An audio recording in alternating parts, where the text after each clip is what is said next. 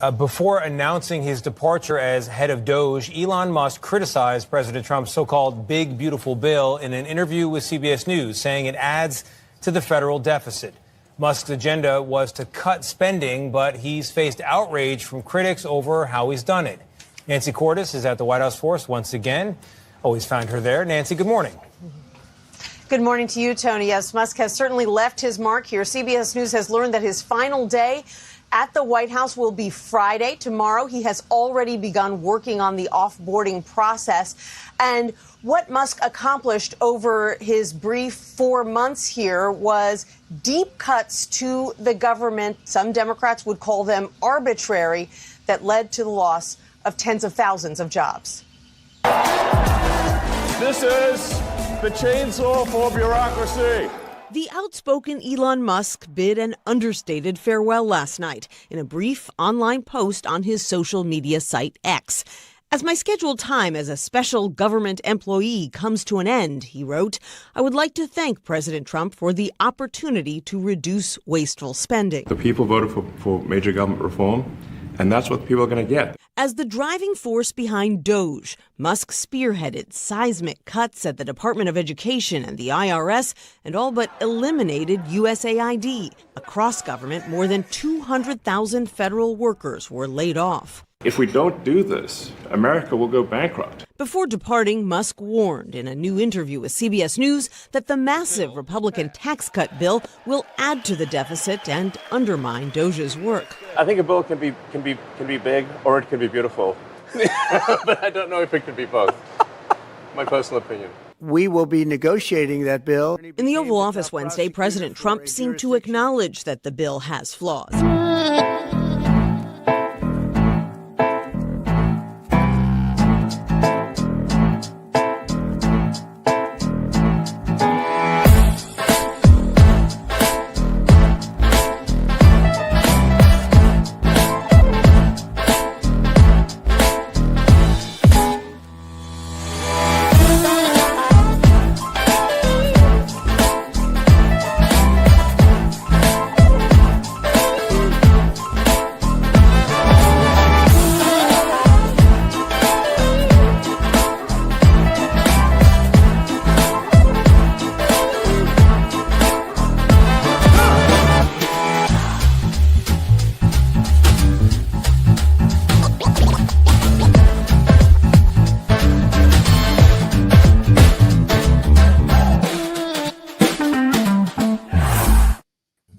Yeah, baby. It's episode 36 of The Whiners on May 29th. I think it is 2025.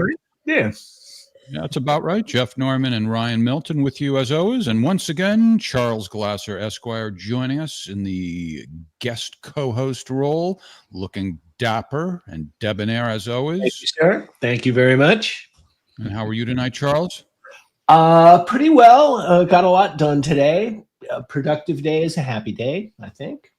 All right. And Ryan, how the heck are you? Oh, I am charging and ready to go. All Let's right. advance on the enemy. and more important than you and your war goals is, audience, can you hear us okay? Let us know, please, in the comments if we're both, or rather all three of us are at about the same volume level. And if not, let us know who needs to be louder. I thought you were going to say, more importantly, is, are you drunk, Ryan, already? Well, actually, that is an important issue, is what are you drinking tonight? So the reason I can say no, I am not drunk, is that I was pushed heavily to get this Bordeaux by my wine. I have a wine steward. You got a guy. I got a wine steward who always chooses wines for me. So, of course, she and her staff know that I like wines from the Pauillac region. However, at $30, I can tell you that this should be poured out. It is bad wine. Ooh. It's not good wine. Was the bottle bad or the wine? I'm not sure. I haven't decided yet. It's not spoiled, but it's just not good. So I just want you to know, just because it's expensive, Jeff, doesn't mean you will like it, but it's $30, so I am going to drink it. As bad as I'm going to be courageous. $30, huh? Yeah. In other words, you still What need else the can you buzz. put in your mouth for $30? No drinking, no buzz for Ryan, so he'll Right. tolerate it. And I'm drinking, as usual, an under $10 bottle, Pinot Noir. We should have gotten that Sideways video ready for tonight, but we didn't have time. But anyway, that's a Pinot Noir by Trader Joe's. California winery called Copilot, and it is fabulous. Actually, this is night 2 of it for me. I had it last night, loved it, and doing it again tonight. What are you drinking, Charles? I think I sent you. Yeah, there you go. Something light, a cava, Spanish prosecco, as it were. But it's not as sweet as prosecco. It's about $20 As it were. Pardon? As it were. I was just echoing you. As it were. That's an interesting phrase.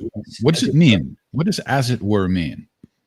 I think it's verbal nothingness. The phrase goes, Sounds well, in the military, they say "as you were," meaning how you were before, but now this might mean something completely usually useless. at ease, yeah. As it were, and my guess is as it shall remain. It shall remain. It's not going to change its basic composition, except you'll empty the bottle somewhat. Sooner or later. So yeah, it's a Spanish. It's not champagne, being from from the Champagne region, but it's a great little Sparkling wine. Yeah. Yeah. And it's about $20, which is Good. fine.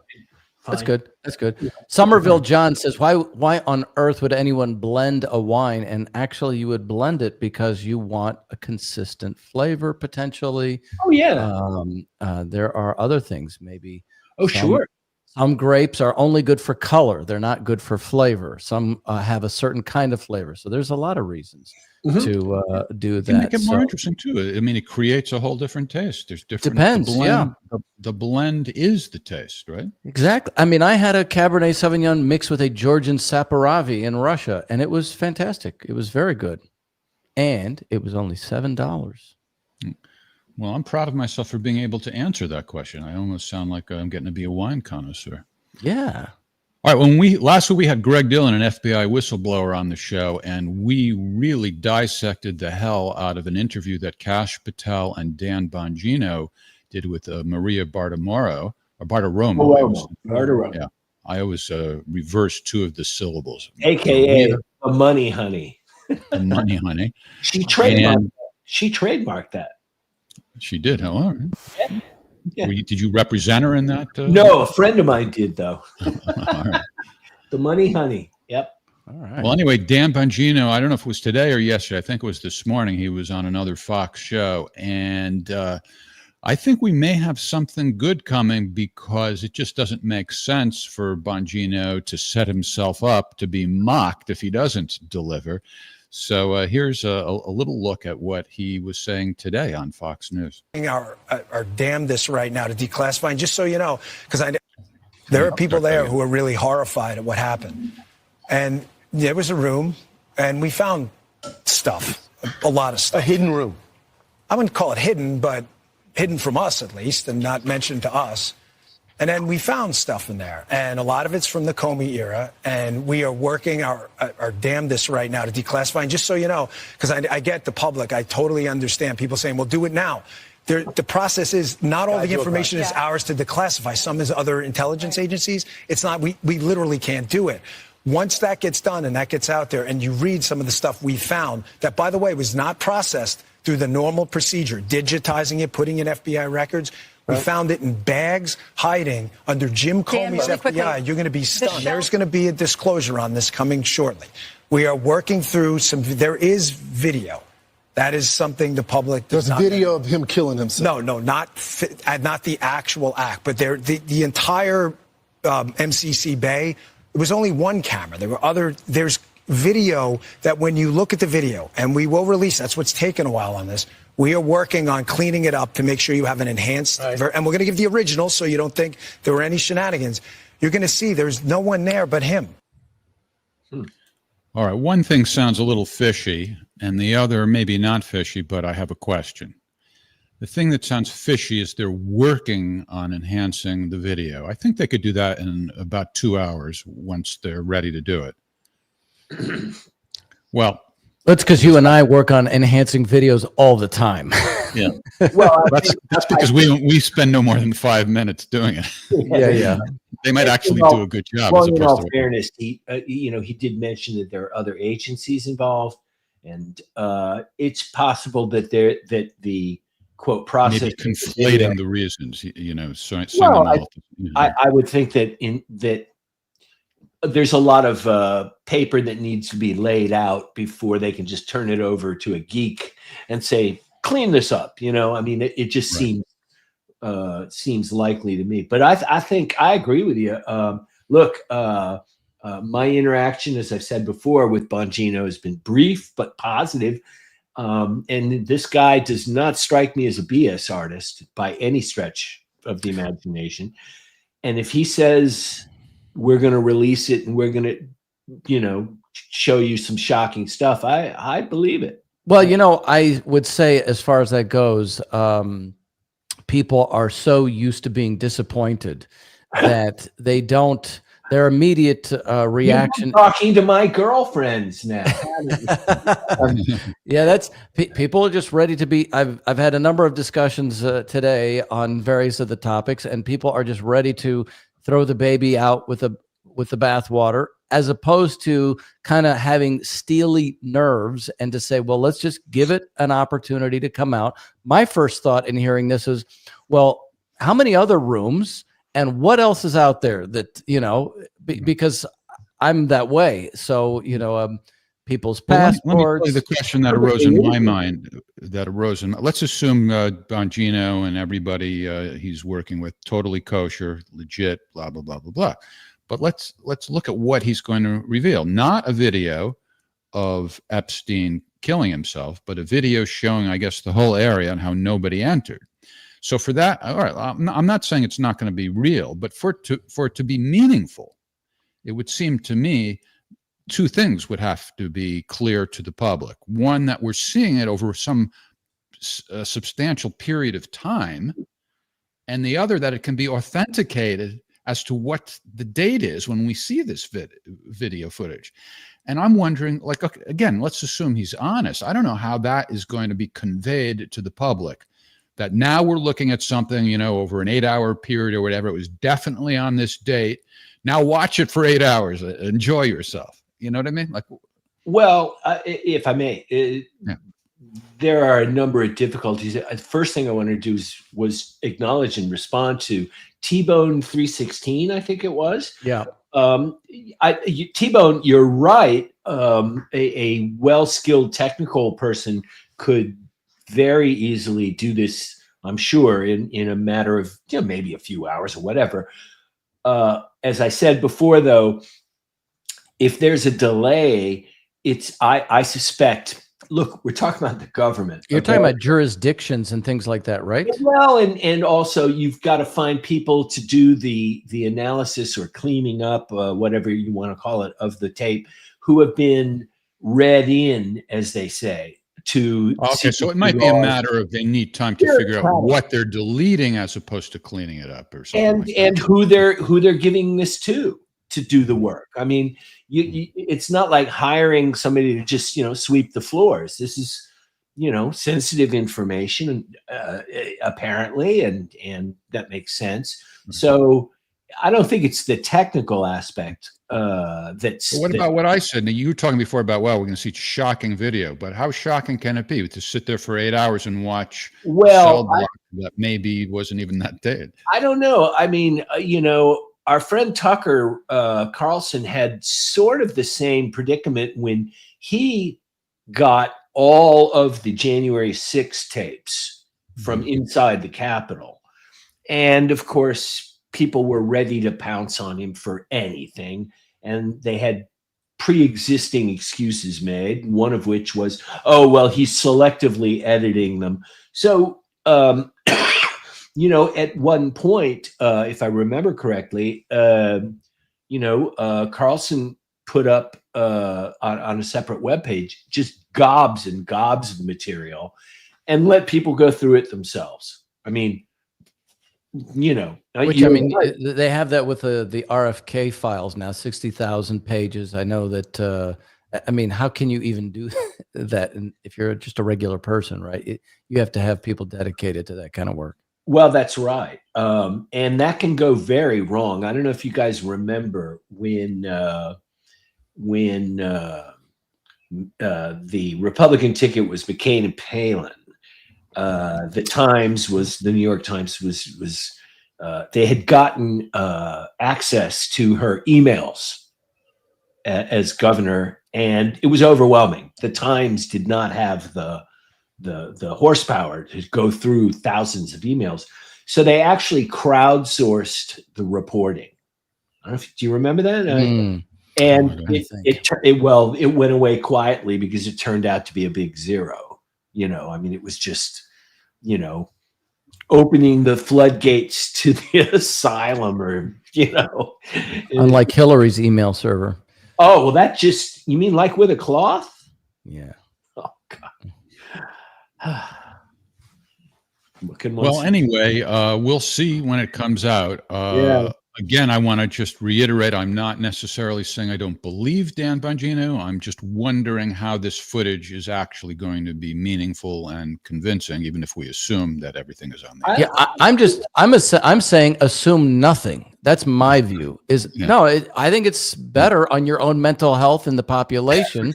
And thank you. You're my shrink. You're my bald shrink, my follically challenged shrink. I have to say, Ryan, I wish more people took that approach, but that's why I look so good, is because I don't have stress lines from that kind of thing. Maybe onto something there. All right. In the opening, we showed you some footage of Elon Musk from a news report. Tomorrow is his last day as a government official, if that's the right word. And there's special employee, I think is the phrase. Yeah. Special government employee. Yeah. There it is. And there's been a lot of reaction to Elon Musk. He is quite a divisive figure. I don't quite understand a lot of the hostility towards him, although I can understand a little healthy skepticism. But anyway, he's wrapping things up. His haters are saying, you know, trying to make it seem like there's a rift between Musk and Trump. They've been saying that all along, and there's really no evidence of it. And his time was going to come to an end anyway. By law, it had to. Yeah, right. Or else he would have had to been approved by Congress, right? That's right. Yeah. I mean, the spin that, it's what you leave out, right? That, you know, creates false ideas. Musk is leaving. Well, it's like, yeah, okay, but let's remind people, or at least inform people, that position has a expiration date. Right. Even if he did the most fabulous job and everybody loved him, right? He'd still have to leave. Yeah. So Thomas Massey, though. Pardon? Huh? What kind of a job did he do? I'm sorry. What were you saying, Ryan? Well, no. I was going to say, Massey's comment on it was that Doge has found billions of dollars of waste, but, you know, now Doge is going away. $2 trillion that Right. Yeah, and others. Marjorie Taylor Greene thinks that it should be codified. Exactly. I think that's what Massey's position is. That's his position too. In that sense, he's saying it's posturing because it's not enough, which I sort of agree that is true. Well, Charles, you're the lawyer. We're using big words like codified as if we know what it means. No, we know what it means. But seriously, is it really going to have teeth, or is it just sort of like an advisory thing unless things are turned into law? You mean the Doge, the existence of Doge and the role? What they've discovered and so forth. What they discovered, what the cuts they wanted to make, and so forth and so on. Well, those, I can't read MTG's mind, that's for sure. But I will say that, and this fits into a larger question that's been going on on Capitol Hill right now. But when we talk about codifying, it's not clear to me if she means codifying the existence of Doge or codifying the somehow the effects that or functions that Doge performed. I think it's a little unclear. Yeah. Okay. Fair enough. So forget what she said. What do we? How should we look at it? I can tell you. How should we evaluate it? Well, $175 billion is not peanuts. I mean, that is to begin with. The press has fairly or unfairly seized on, he promised $2 trillion in cuts and only came up with 175 billion. At least that's, I looked at the Doge report last night, and that's what they're saying they've found. Anybody who has been in politics or government or even in a large corporation for any length of time and at any mid-level to higher, capacity, well, of course there's waste. Of course there's fraud. Of course, if you pay attention and do the bookkeeping, you will find. I mean, it's human nature. It's the nature of bureaucracy and American pork barrel politics. I mean, that goes without saying. What's happening, though, and it's not necessarily a bad thing, but the lead-in that you played raised this. The question on Capitol Hill right now in this area is whether or not the one big beautiful bill, right? That's up. There are a number of Republicans, including Johnson and a handful of others, Republicans who say, I cannot in good conscience vote for this because with regard to the deficit, it just kicks the can down the road. Right. Whereas, and that is a very, and that's what Musk was saying. We all agree, or I shouldn't say we all agree. Most of us who side either as a classical liberal, libertarian, or conservative will agree that our problem, fiscally, our problem is that we spend too much. It's not that we don't take enough money from taxpayers. It's not a revenue problem. It's a spending problem. So let me jump in on that because I think what you're saying is interesting. I posted some days ago on my Facebook that Doge had said that after 11 weeks, Social Security has finished their cleanup initiative, and they found 12 million individuals over age 120. And then a bunch of people said, well, this is fake, this is fake, this is fake. So, and I want to talk about the big, beautiful bill in a second, what you're just saying now. I went and did a little more research, and I want to read a couple little facts. Nearly 67,000 of the Social Security numbers. Okay, well, let me just say there were 67,000 or more Social Security numbers that were misused. In other words, but I have a punchline on that. One Social Security number was used 613 times. An additional 194 numbers were used 50 times each. And then these 67,000 Social Security numbers were used to report more than $3 billion in wages, tips, and self-employment. Now, here's the interesting thing. I'm not saying the years, because this comes from a report in The Guardian from 2015, talking about the period ending in 2006 to 2011. And that in 2013, the IRS estimated $5.8 billion in fraudulent tax refunds just in 2013 alone due to identity theft. One of the biggest problems that Doge had to deal with was the fact that the government bookkeeping and records is basically still done with an abacus and a chisel and a hammer on stone. Yeah. Right. So that's part of that.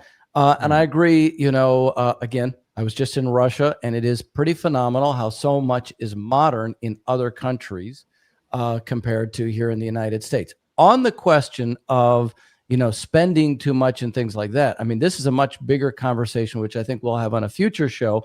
I think the issue is that so much has been financialized in our economy. So in other words, we can take out a derivatives investment on the weather or something like that, but that's not connected to the physical economic development of the United States. So, meaning that we're headed to drive off the cliff. Right? That I mean, is, you're the economist among us, Ryan. You're the closest to economists. It seems to me that Congress keeps wanting to bring home the bacon. That's what will please the voters, and that's what the voters want. But there is very little awareness that we are driving off the cliff. Is that? And Boeing just was given basically a clean bill of health, essentially, even though they're a prime example of engineering is secondary to financialization. GE was the great example. What do you mean by financialization? Can you... Right. When you're a productive company, when you make things, whether it's nuclear power plants, airplanes, trains, etc. Yeah. Right. And I'm going to use the example of GE because that's the big example from the 1980s and it's being dismantled. They made all of that secondary and their credit card business became primary. That was the whole scandal with the 737 MAX.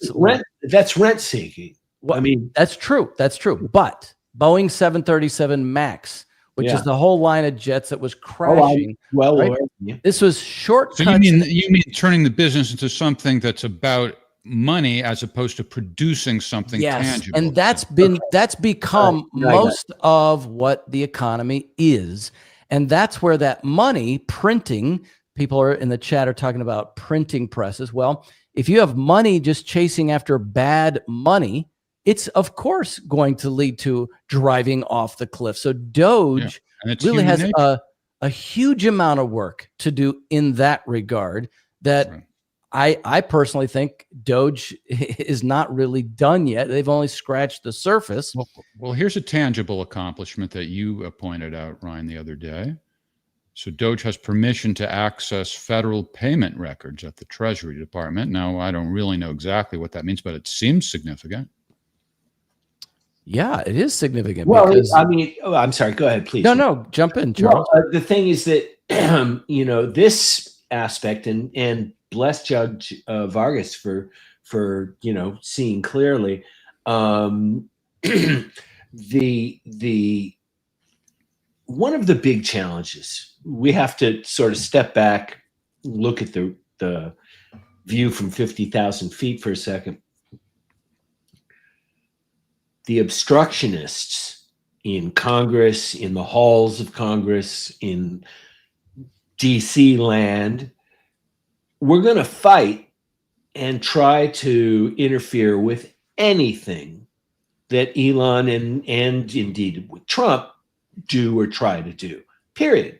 I mean, they want to be cute and call themselves the resistance, as if they were, Ewoks in the fields fighting the big bad, what were those things called in Star Wars? The stormtroopers. Yeah, I guess, whatever, I had an Ewok. When the little fuzzy things got shot, I cheered. I hated them. But you didn't like the Ewoks? Oh, I couldn't stand them. But it was just to me. It was like, okay, now Charles. I don't think we can have you on the show if you don't like Ewoks. I'm sorry.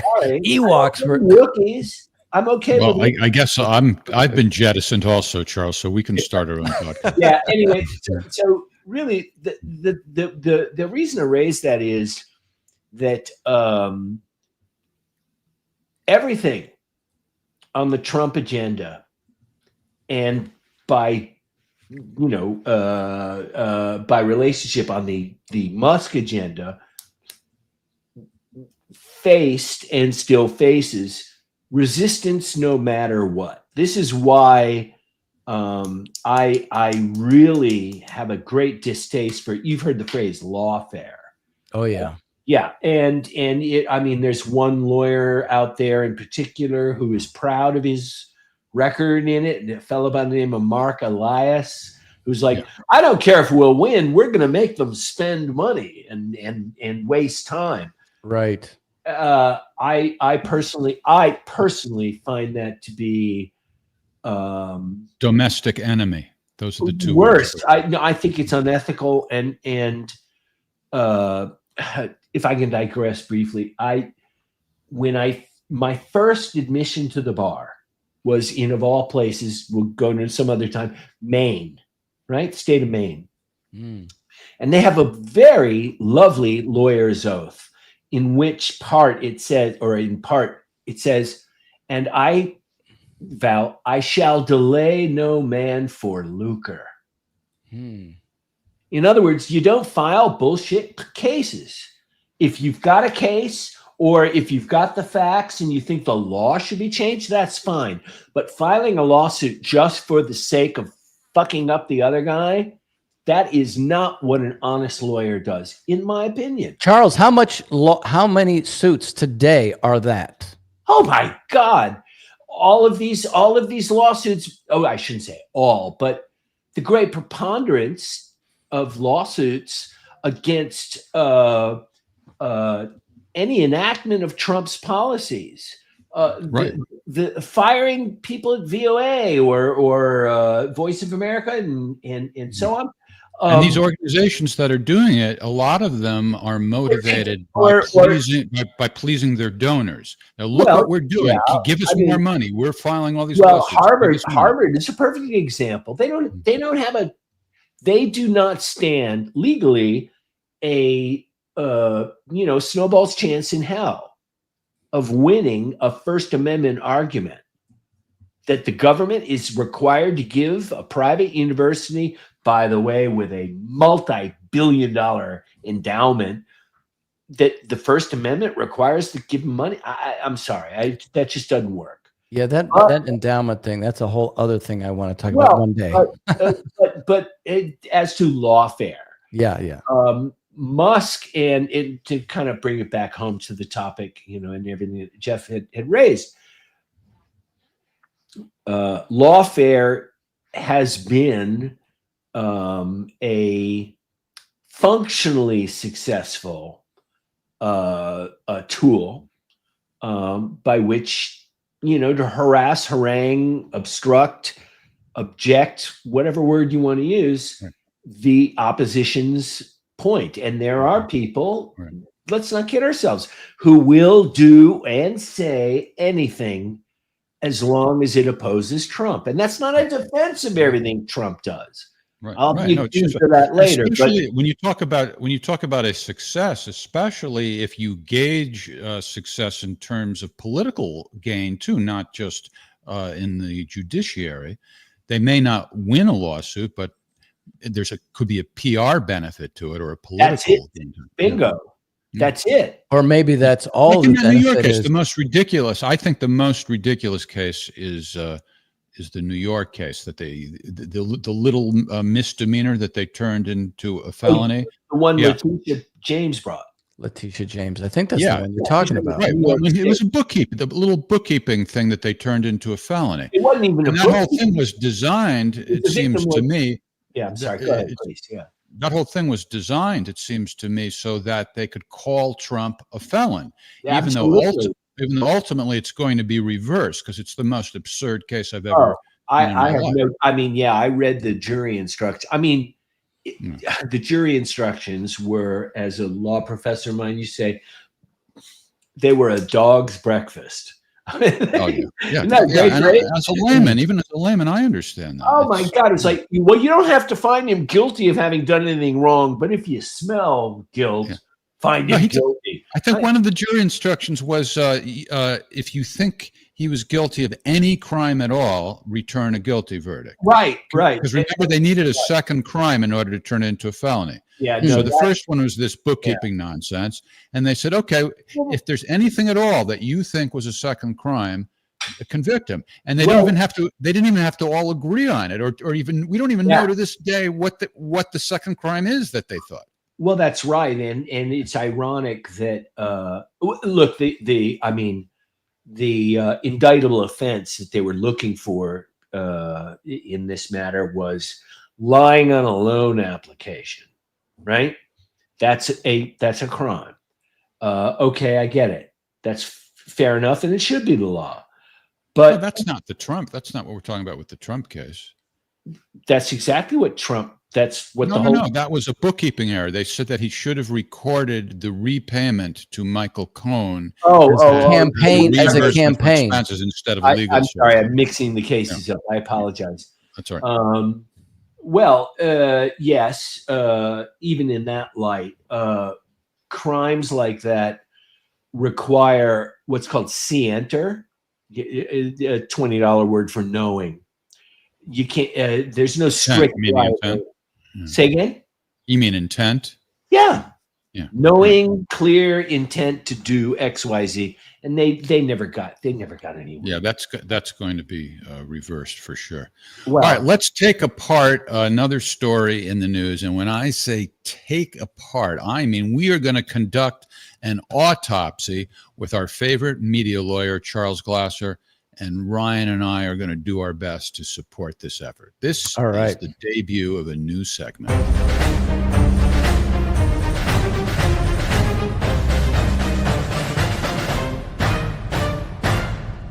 Meow.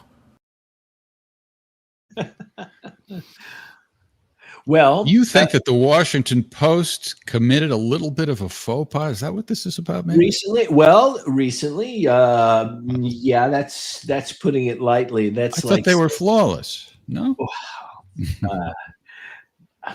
that's like saying that Hitler guy. I heard he was a jerk. A bit of understatement there. Yeah, this week the Washington Post. A number of us in the media law industry can't figure it out. Now, let me, again, since this is the premiere of this section, let me explain briefly. When a news story goes wrong, when it goes south, and it turns out to be wrong or seriously flawed. We never hear about it. Well, allow me. What happens in the newsroom, or what's supposed to happen, and when I ran Bloomberg Legal, it did happen a lot, is we perform what's called an autopsy. Who did what? How did this happen? What the hell, right? And late last week, the Washington Post sent out a tweet. Now, it was the anniversary of the very tragic death of George Floyd. I mean, any death is tragic, and yes, Black Lives Matter. So I'm not even going to go there. Of course, it's tragic. I'm just not going to accept any discussion to the contrary for the moment, anyway. Fine.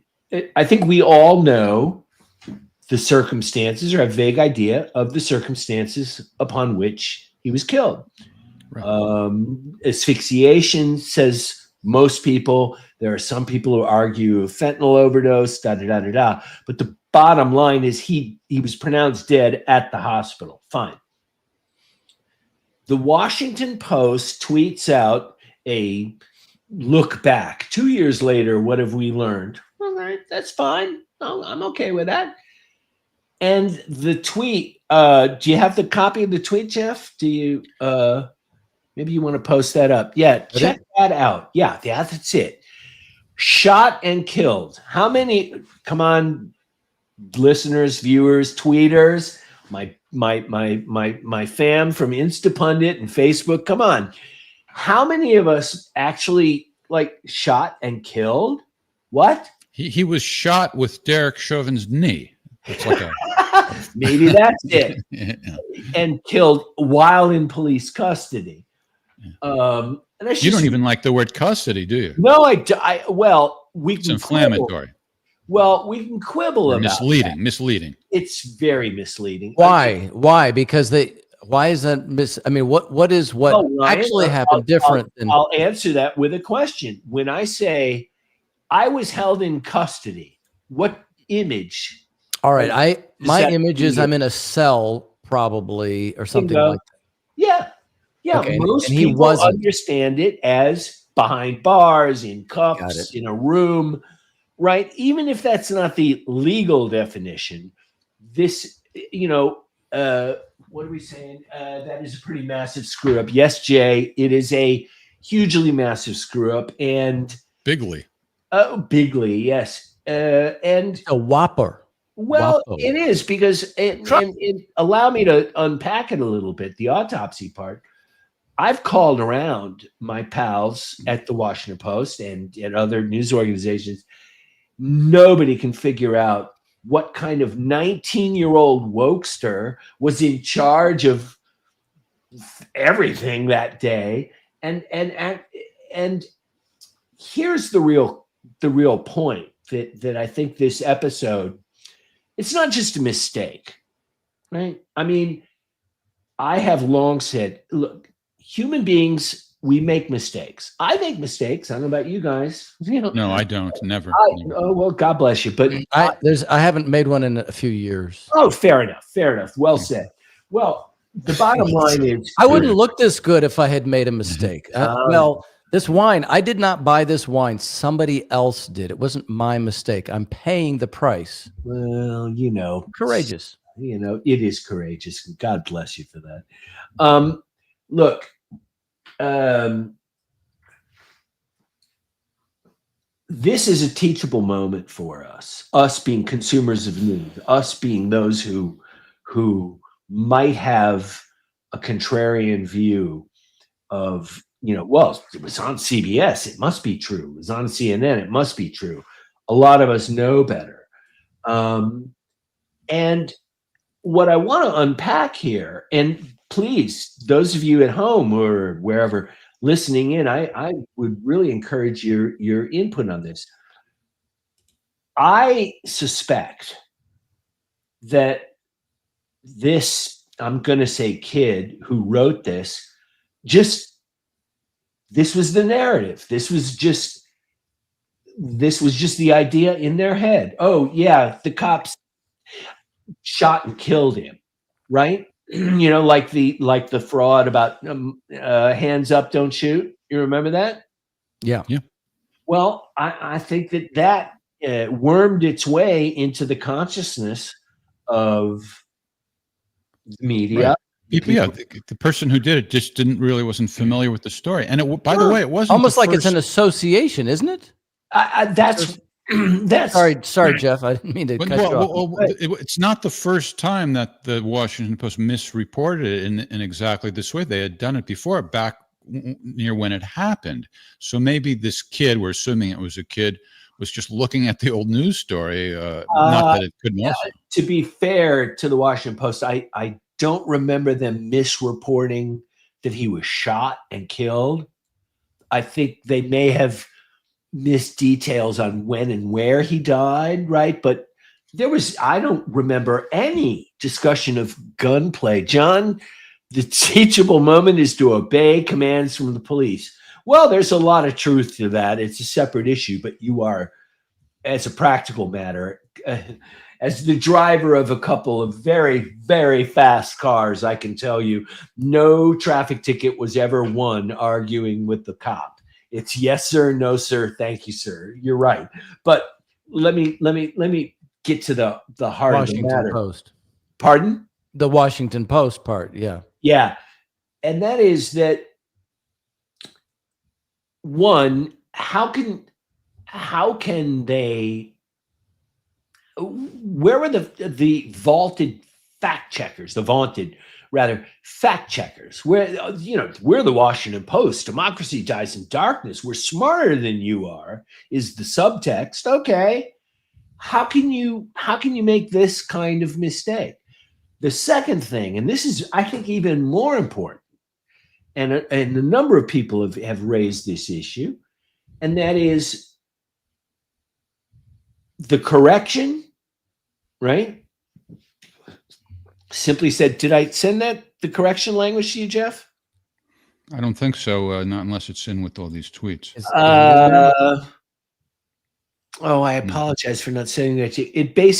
When they retracted, or they didn't retract anything, they just deleted the tweet, put up a new one, and said something like, changes language in previous version.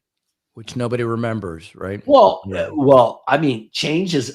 Could you be more vague? Yeah. I mean, we said something as Emily Latella, never mind, right?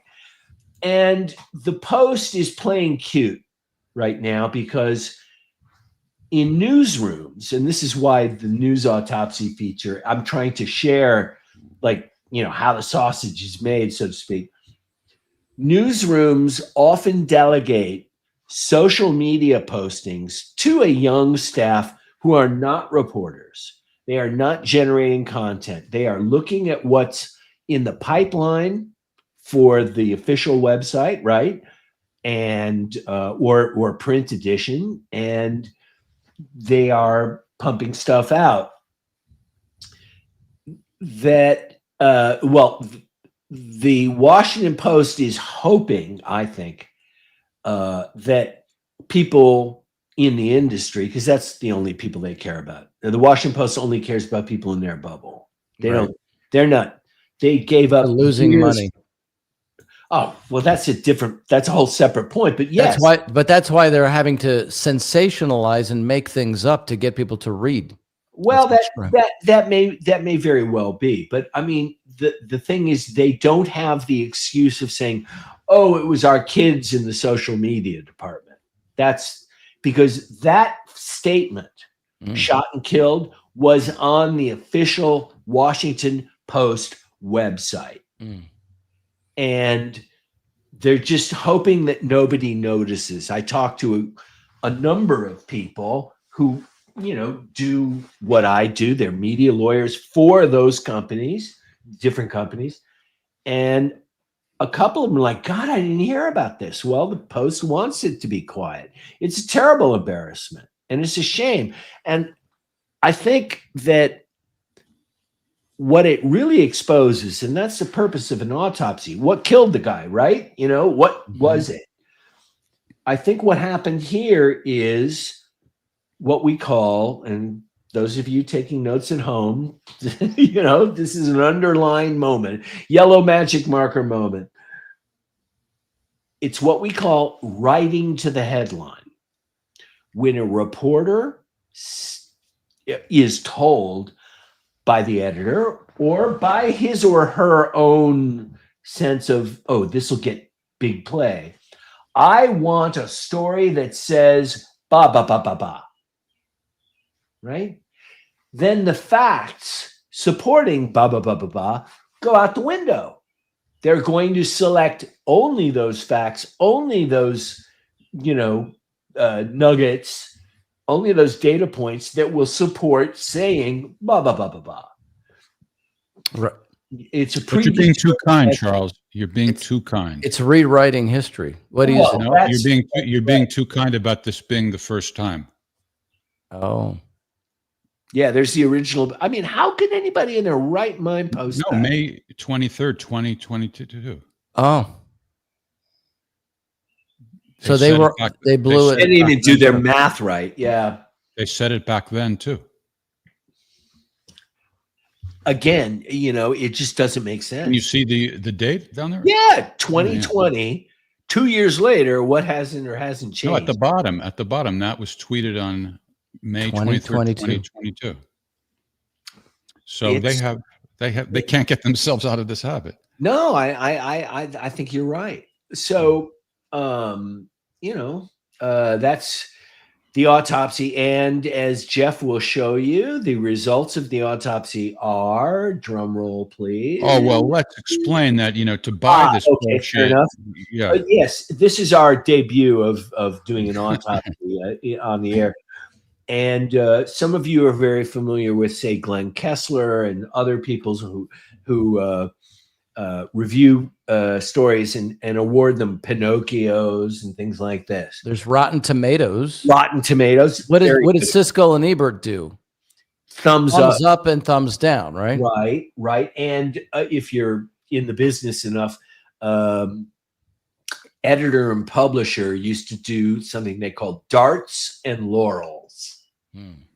But what would be more appropriate for wine? And People magazine did, and I used to work there, cheers and jeers. Right. Remember? Yeah. All right. Well, what would be the equivalent or the more appropriate version of that for the whiners? Let's see. Well, how many martinis does it take to buy this bullshit? Now, Yeah. 5 would be the most that would mean the biggest. 5 means you've got to be so blotto that like, Hammered. yeah, sure, you know, right. Yeah. And 1 would mean it's not that bad. You know, 1 would mean like, yeah, okay, maybe not, you know. All right. So what would you give this one? I would give this one 4 martinis. You'd have to, there you go. 4 out of 5 martinis. You'd have to be really, Come on, man. well, Pretty sauced. well, Even Joe Biden doesn't buy that. I don't know. I mean, I suppose it all depends on your tolerance and all that. But 5 martinis, I'm not driving home. Let me put it that way. But you could probably still golf on 5 martinis. Well, golf is not a sport. Please. No, Whoa! Watch out! Now people are going to get angry. I'm not sorry. a golfer. I'm not a golfer. It's a way to hang out with your friends. No. But my wife used to. Her father was an industrial aluminum sales expert, and it was 3 to 5 martinis every day at lunch on the golf course, and that was how he sold aluminum. So I mean, it has its place, I suppose. But all right. Well, I mentioned Joe Biden, and we heard. I just finish off for Ryan. Golf, as Hemingway said, it's a stick and ball sport. There are only 3 true sports in the world: mountain climbing, bullfighting, and sports car racing. Everything else is a game. Yeah. Well, see, I just referred to something I heard Bill Murray say once in an interview, which is that it's just a great excuse to hang out with your friends for the day. Yeah, I suppose.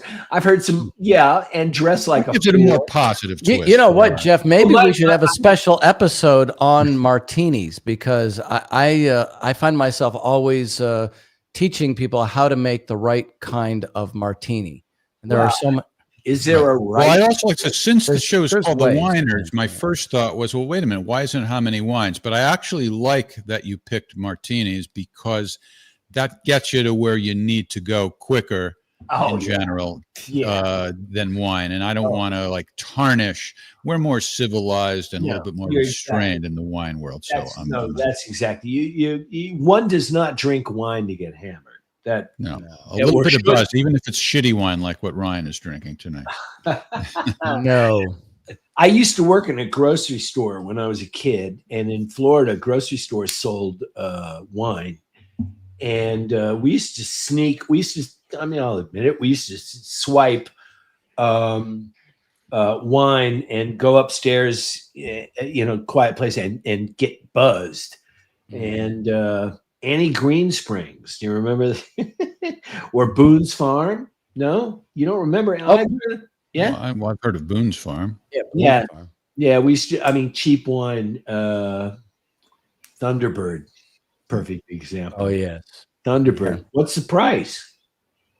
It's 2 quarters twice. Oh, it had a whole rap going. Yeah.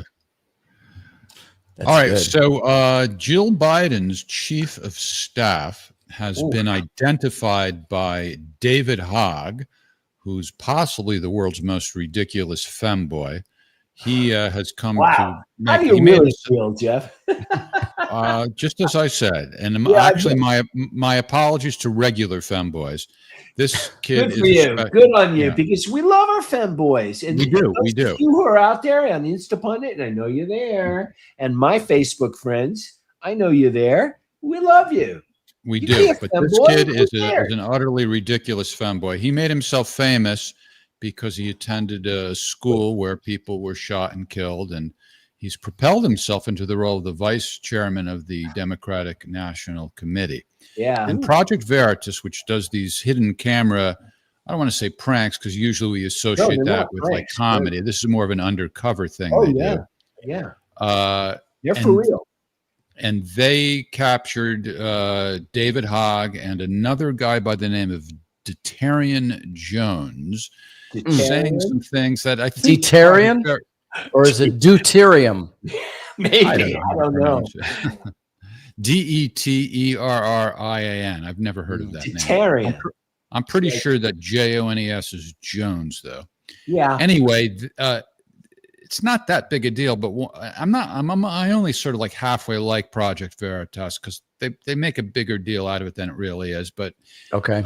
And the other thing is they didn't even reveal what the setup was. It is whatever it was. They got him somehow, but they didn't. It seems to me like a natural thing that they left out is how did they get him in this situation? Now O'Keefe isn't with them anymore. Is that right. Okay, yeah. And I don't know if that means they're better or worse, but that is a fact worth mentioning. Thank you, Charles. Yeah. And so they got David Hogg saying something that they're saying is, oh, he admitted it, he revealed. I don't know that it's like whether or not it's a big revelation. First of all, depends on whether or not you've heard it before, and it also depends on whether or not you think David Hogg is reliable. But anyway, let's take a look. I have 2 clips, and you can judge for yourselves.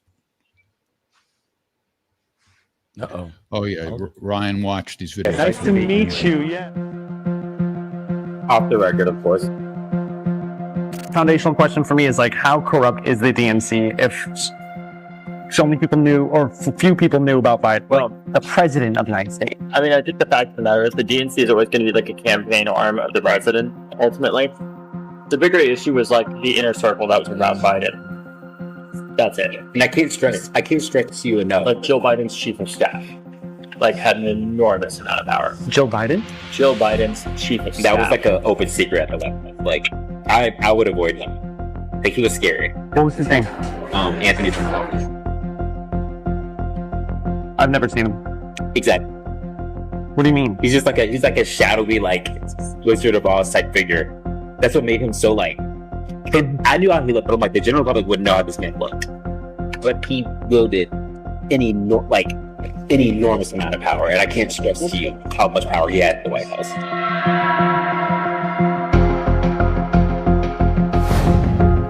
So, who was the guy talking in that clip? Well, the other guy was Detarian Jones. That was Detarian Jones. Got it. Yeah, he worked, just so you know, he worked in the White House Office of Digital Strategy. He's probably another femboy, too. But I don't doubt that these guys observed what they say they observed, but who's to say that there weren't also other people who were more or comparably influential as well, right? I mean, well, they got in the crosshairs of this guy. He was a pain in the ass to them. But, you know, Project Veritas is playing it like revealed. This was who was running the country. And I'm like, not necessarily. It's just somebody that David Hogg observed to be a pain in the ass who probably is somewhat influential. What do you guys think? Go ahead, Charles. You go first. Well, thank you. Ladies first. Femboy first, right? Not with that tie. Call me. Not with that tie. It's too nice to be that. Well, thank you. Thank you very much. Offend you a little bit from Jeff's. I'm used to it. Jeff's alleyway cat fighting. The larger question that you touch upon, Jeff, and is actually of, I think, great importance is who the hell was running the fucking White House, you know, when Joe Biden was, you know, basically dribbling onto himself and wandering off looking for, you know, some President Hoover, you know, I mean, right? And we know, look, conservatives, libertarians, free thinkers have known for years that Biden has been out of it for a long time. Yeah. And the question of who is running the show is of, I think, great importance historically and may have secondary impact. The secondary impact that's being talked about right now is whether or not all the pardons and executive orders signed by AutoPen were in fact authorized by a man with tapioca pudding for brains. I don't know the answer, but that's a damn good question. I think that is absolutely the question. I think that the Trump administration is asking that, but today it did come out that these 4 Biden staffers now are lawyering up. They have until the end of today, which I don't know if it's technically the end of today, to respond to the House Oversight Committee's request for interviews in the investigation on the AutoPen.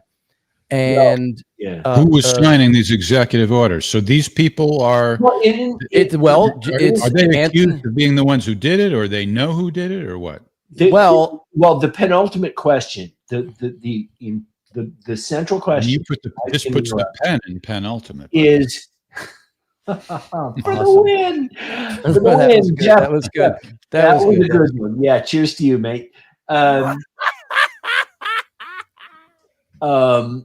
The essential question is, did Joe Biden personally know and authorize the signature on each of these executive orders, pardons, documents that the AutoPen was used for? It was funny because Alan Dershowitz, the highly respected, I respect him, constitutional scholar, lawyer, educator. He believed that, by and large, the AutoPen is legal, but these recent questions. Know about it. You got to know. Pardon? Well, it's yeah, legal, but you got to know about it. That's right. And if you remember correctly, and again, I'm looking at Kash Patel and not Dan Bongino to dig this stuff up, but if you remember, there was a lot of talk in the resistance to Trump's first term in the Obama/Biden/Harris camp about the 25th Amendment. Isn't there some way we can declare Trump mentally unfit, right, to be president? Well, what's sauce for the goose is sauce for the gander, and I think those people are going to be very sorry they raised that issue because, especially since it's actually valid in this case, and it wasn't with Trump. It appears valid that I mean, Trump's a wacky guy. He's a wacky guy, but he's pretty. Well, he's pretty. I was going to say that was going to be my next question. The people are going to say is who is running Trump, because one day he says, okay, yeah, I get what Putin is saying. We got to get peace. And then the next day he's like, what's Putin doing? He's for, he goes back and forth like minute by minute. That's true. And it's fair criticism if one doesn't like that strategy, but it's not quite the same thing as being mentally unfit. Well, it's more like it's Trump's style. The guy is it's like not really the same thing. engaged. He's actually, how can you Biden's deny how energetic he is and trying to do a million things. He's working all the time. Although they said because he golfs X amount of time, he's not. But who cares if he golfs as long as he's working a lot, which he obviously is. Yeah, you compare his quote time off to that of Joe Biden's, and it's not even close. Yeah, right? Biden was the most. Don't we want our presidents to have some recreation time? Isn't that healthy? We don't. Well, want them it is, but as to the point about competence. A failure to meet the responsibilities of the office. Biden was clearly as much a target as Trump of that, and I would say more fairly so. But all right, so our famous femboy also, as Project Veritas tried to make it seem, revealed some other big thing, which is that Nancy Pelosi is an inside trader. But I mean, come on. Again, that's what I was saying before. That there's right, exactly. That's what I mean. It's like there's thousands of websites to follow her trading, so that you can join in. Yeah, yes, exactly. So if you read the Project Veritas, I think it was called Unusual Whales. I think that's one. Yeah, actually, they're interesting, but there's a bunch of them. Yeah. So if you read the Project Veritas article, they're using words like. David Hogg admitted it. He revealed it. And it's like no revelation at all. I think the significance of this is that he embarrassed himself, and that might, if you're interested in following Democratic Party politics and how this might affect, how he interacts with the other party leaders, that's the significance. You think Hogg embarrassed himself? How's that? Well, here's the other clip, and then we can discuss it. Her job. I don't agree with the stock trading stuff. I mean, she gets better returns than almost every hedge fund in this city every year. Some of these members of Congress make trades that are like way too well timed to not have like insider knowledge. They happen to be some of the best financial analysts in human history. Have you spoken against that? I've talked to them, but it's also like, I know that if I pick that fight, it's going to be harder for us to get gun control passed. So I have to pick my battle. Like the hardest part about my job is I just want to burn everything down because it's all so corrupt. But you got to pick your battles and slowly build your momentum.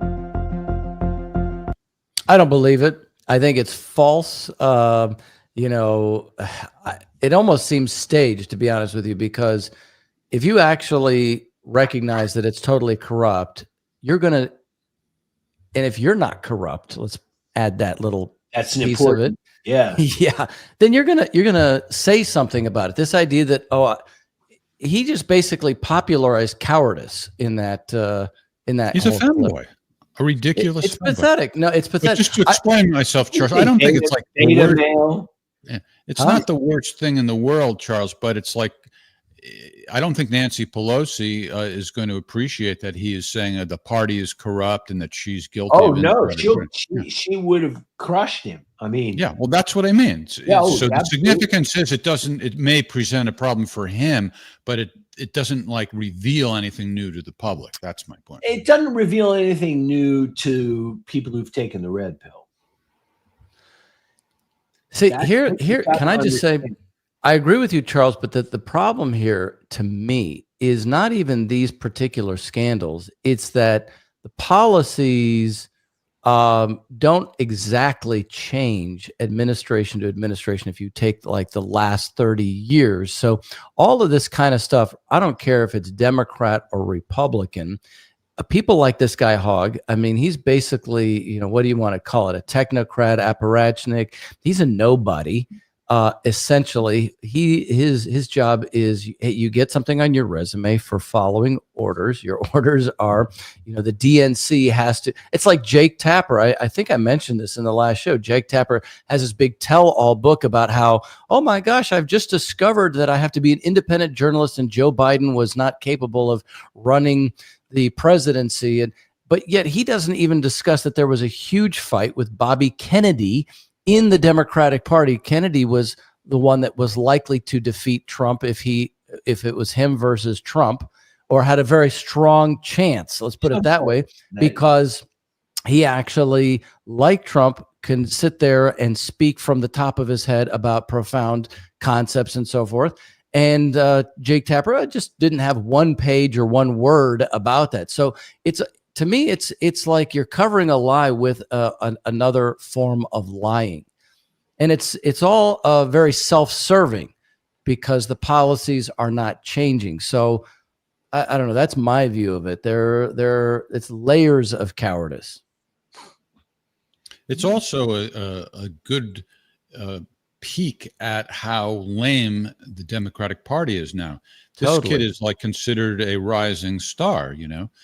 He's got the X amount of followers, and he's got his gun control issue and so forth and so on. But Well, he's weak. He's really weak. He's not articulate. He doesn't really. He never. I mean, I agree. Remember, nature abhors a vacuum, and there is a vacuum in the Democratic Party. Yeah, Hillary, forget it. Gone, done, old school. This is why, indeed, that AOC, bless her bartending little heart. I thought you were going to say something else. No, come on. But this is why she has as much support as she does, because she represents something different. She's boobling up to the top. Well, that may be Parkinson's law or whatever, incompetence rises to the level and all that sort of thing. Or is that the Peter principle? Again, I get those things confused. But the general point being that what about that dame who I'm spacing out on her name? She kind of pretends she's a hood rat. Oh God, that could be.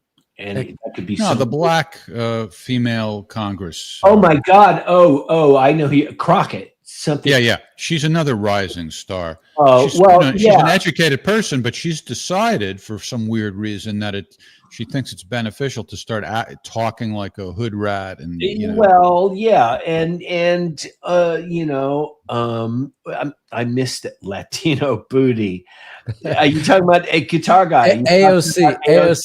Yeah. Oh, she's getting a little chunky. I've noticed. I mean, have you ever seen the video of her back in Boston College doing the dance? Yeah, dancing on the roof there or something. Oh, she was a cutie. I'd hit that. I mean, absolutely. But people think she's pregnant now, but I think she's just putting on the pounds. Well, whatever. Doesn't matter. It's just saying that still a moron. Right. She's still a moron. Yeah. I mean that much is clear. From Westchester County, I think. She's not. She was not. Yeah. She didn't work in a diner. She was not from the Bronx, you know. That's right. That's what I'm saying. I mean, actually, Charles might appreciate one day meeting Jose Vega, because he really put. He's running in the Bronx against Jose Torres, which is the poorest district in the country, and he did a political intervention against AOC and really nailed her very truthfully. Politically, crime rate higher there than it's ever been. I mean, it's horrible. It's terrible. She's not representing your constituents. She's representing herself. All right, fine. That's what they do. All right. But the thing about, people like David Hogg are, to me anyway, having some sense of perspective on this, is they're only going to reach a certain point.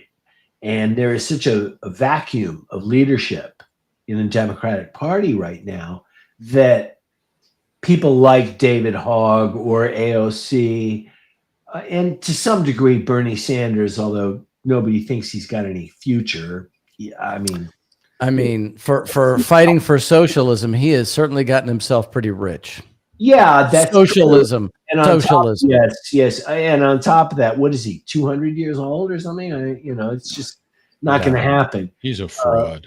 Of course he is. But but that's a separate thing. When there is a vacuum, and actually, now that I think of it, she's doing a Nazi salute. That's oh my God! Yep, that's it. Clearly, that bitch. Well, oh my God! It's funny because speaking of Nazis and all that sort of thing, there are more than a few historians who will will propose rather that conceivably that Hitler rose to power not so much on his charisma or nationalism or all that sort of thing, but the Weimar Republic, in its collapse, left a vacuum of power. It left, and I thought you were going to say he's a hottie like AOC. Well, he did have a good clothing designer. Those guys did have Hugo Boss. Hugo Boss. That's right. Hugo Boss. Although, to their credit, I can't say it. I mean, we can't mention it without crediting them. Hugo Boss is one of the few German companies, a few did, but one of the few who owned it, apologized, did their best to make reparations, whatever that is, and said, and the Boss family, who made their money making uniforms for the SS and the Wehrmacht and all that, Boss did come to contrition. To the best of my mind, I don't know. Oh, I do. I mean, I'm not saying. I'm not positing that you're wrong. We certainly know that the Germans today are kind of reviving that whole thing with their arming of Ukraine and moving troops to the Baltic states. So that's not necessarily Hugo Boss. That is the German establishment right now. Well, no. And also I don't, I mean, having studied this and worked on it, I compare Germany to Japan. And in Germany, there is I had some of these people as students of mine. There is a culture of contrition. There is a wide, in Germany, it is illegal to propose or support, quote, Nazi ideology. Well, hold on. The point I wanted to make is no such thing in Japan. Yeah, I know. Japan is being encouraged to remilitarize right now. Well, rearm. The point that I'm trying to make is that Germany, and again, we're painting with broad brushes, I get it, but Germany produced Günter Grass. This was a man who wrote The Tin Drum, and this was a book that, reflected a genuine contrition on the part of the German people. Oh my God, what did we do? What did my parents allow to happen? So on and so forth. It's not so in Japan. There is no culture of contrition. Yeah, in Japan. That's probably true. It's just an interesting observation. But have you ever seen the film? All I will say this to you is that the Democratic Party has been supporting all of this move to the far right, and actually originally people voted for Donald Trump because he said he was for peace. He was not for these wars and things like that. So I would say that the operative message at this point is that even though Trump is all over the place, the Democratic Party has completely destroyed itself, and people need to put pressure on Trump to stick to what he promised in the campaign. Do what you said you were going to do, and then the Republican Party, the MAGA, won't turn against you for sounding just like another Washington hack. I think that's the operative lesson. The question is, how much does he care about the base, considering he doesn't have to worry about re-election? But he might care in terms of his legacy, or or in terms of how it would affect the people. His ego. He's got, he does care about what people think about him. That narcissism. Well, speaking of Trump, he's got a lawsuit going against Paramount now, which is an interesting situation. Our last story of the night is about exactly that. There was an interview that 60 Minutes conducted with Kamala Harris a few months ago, prior to the election, and it was edited in a way that some might say is typical, some might say is atypical. Even if it's typical, that doesn't necessarily mean it's kosher. Was it edited for clarity, or was it edited to help Kamala Harris? Trump is taking the position that it was edited for the purposes of helping her, and he has filed a lawsuit against Paramount, which is the parent company against CBS. He has filed he filed the suit against CBS. But what's significant about that is their parent company, Paramount, is looking to do a merger and they need approval from the government. Do I have that right, Charles? Well, it's not a merger, it's a sale, but yeah. The Skydance, Paramount sell to Skydance, right? Okay. Yeah. And so Trump has some leverage over them, which isn't exactly maybe how it should be, in the sense that, that it should just be like, was it really a defamation or whatever he was claiming? He's claiming mental anguish, which I think is pretty funny. But anyway, let's see. What do we have here? We've got I don't know what we have. I know we just no, we don't have any video at all, but we have a couple of images we can show. What? Oh yeah. So Paramount offered to settle for some huge amount of money. I forgot what it was, and Trump turned it down. 12 mil. 12 million. And Trump said, oh, no, I've got mental anguish, which I think is pretty funny because he's pretty accustomed to just about anything these people throw at him. But I'd love to see him testify to that if he goes to, I think he could testify that it hurt him in terms of the election, but I don't know about him saying like he's like emotionally distraught. Yeah, well, there are a number of interesting layers to this story. The big picture, of course, is that Paramount, and that is Sherry Redstone, they want to get the deal done. They want Trump out of the way so that they can go ahead and make their deal with Skydance, right? And they see this as an obstacle, which it could very well be. So they offered 12 million, or was it 12 or 15? I can't remember. Well, in this headline, it says 15 million. Who knows what's accurate? Yeah. And Trump said, no, that's not enough. But am I right? He wouldn't have that leverage if it weren't for the fact they want to do this sale, right? I don't even get why he's the one that's suing. That's what I don't get. He said he's been harmed by them giving preferential treatment to Harris based on their editing. Ah, yes. Okay, got it. Well, okay. I mean, actually, I think we do have some video of that. I'm sorry, I've got so many things here. Let me see if I can find that. Here it is. Let's show the video. Please. This is how it was. This shows what she said without the editing, and then how they cleaned it up.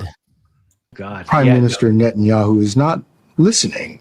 Well, Bill, the work that we have done has resulted in a number of movements in that region by Israel that were very much prompted by or a result of many things, including our advocacy for what needs to happen in the region. But it seems that Prime Minister Netanyahu is not listening. We're not going to stop pursuing what is necessary for the United States to be clear about where we stand on the need for this war to end.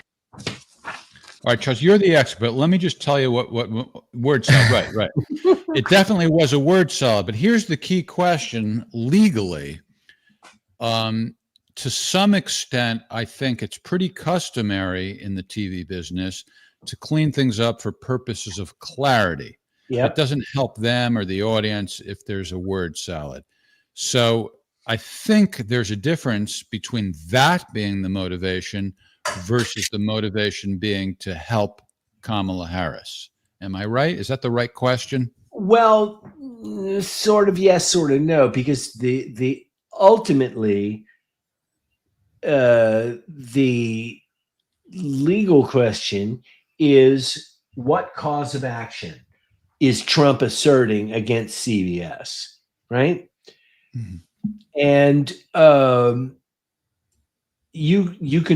one can try to plead around defamation, because that has a high standard, as you know, of proof, and he can't meet that in this case. But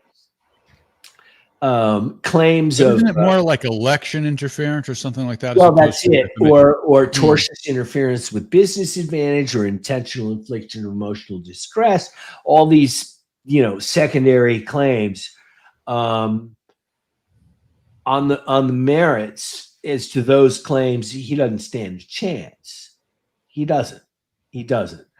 I say that as a pretty seasoned media litigator.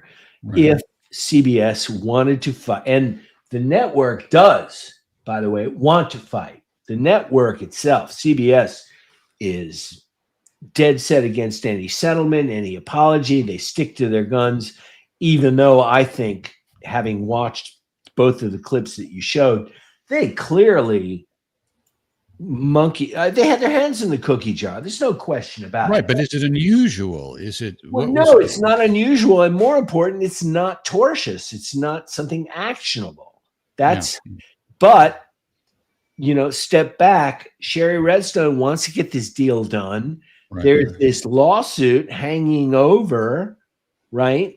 Viacom and or Paramount Viacom, and the interesting thing, what I find interesting, is the way it's been framed up by Trump's opponents is, and not without reason, but I think it's going a little too far personally, but they are threatening. This is Bernie Sanders said words to this effect, that Viacom would be, in settling and making the case go away, they would be basically bribing Trump to go away. Because remember, at the same time, he's got his lawsuit, but there's also an ongoing complaint with the FCC. And the argument is, oh, if we settle with Trump, or not we, but if CBS settles with Trump, then they're committing bribery. Therefore, you shouldn't do it. Right now, okay, that's a very interesting point. Let me ask you a key question. I think it's a key question. Is this about like a PR perception that it will be perceived as bribery, or is it actually something where they might face charges of criminally offering a bribe? I don't see the quid pro quo happening to the level of criminal charges. I think it's a PR thing. Yeah, I think it's Bernie Sanders shooting his mouth off, and the faithful. Did I mention he's a fraud? Yeah, I think so. I may have heard that again. What did you say? Bernie Sanders is a what? The F word, a fraud. Fraud. Yeah, I think that's. I think that's not an unfair statement, personally, but be that as it may. We got to talk about the Citizens United case sometime, especially if it gets back in the news. I've never. Anytime. It's one of my. He's been trying to get that back in the news, Bernie. Yeah. Now he's not a lawyer, you know. No, I know, but the thing is, he's never done anything for a living except shoot his mouth off. Right.